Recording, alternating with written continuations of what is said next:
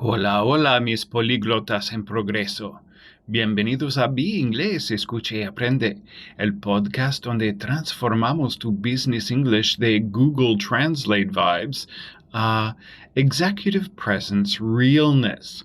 Soy Will, tu English coach de confianza, y sí, otra vez estoy aquí para sacudir tu zona de confort lingüística.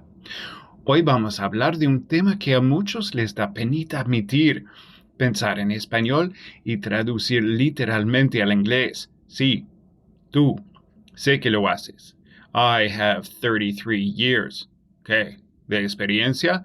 No, cariño, de confusión.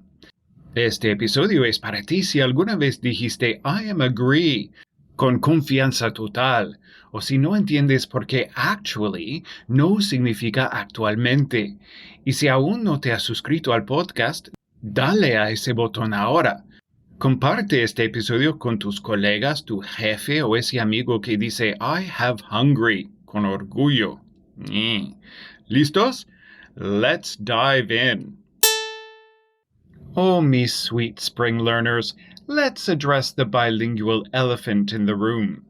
Translating directly from Spanish to English is a linguistic trap, and it's claiming victims daily. It's not your fault. Your brain is trying to help, but sometimes your brain is not that helpful, is it?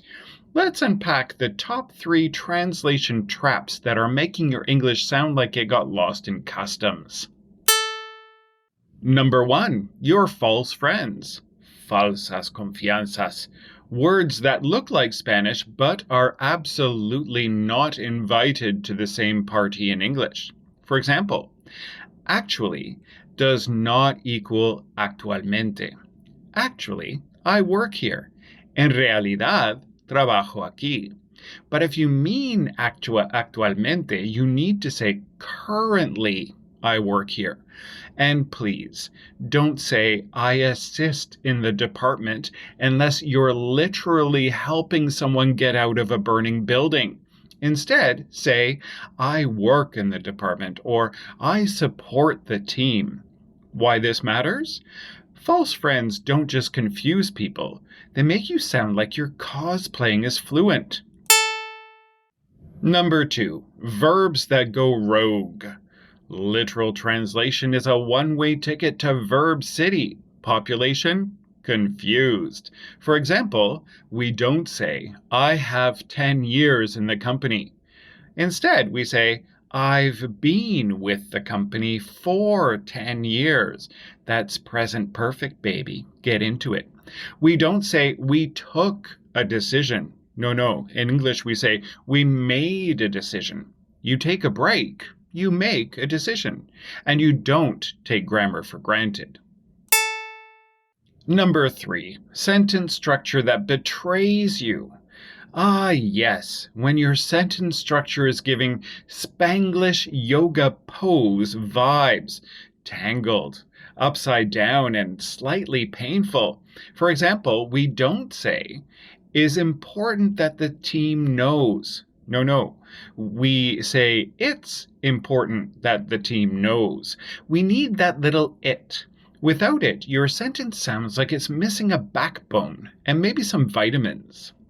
We don't say, depends of the situation. No. We say, it depends, right, on the situation. English is picky with prepositions. Think of them like tiny judgy accessories that complete the look. Now it's time for your repeat after me section. I want you to say it loud, darling. Don't just nod. I'm watching you. Number 1, I've been with the company for 10 years. Number 2, it depends on the situation.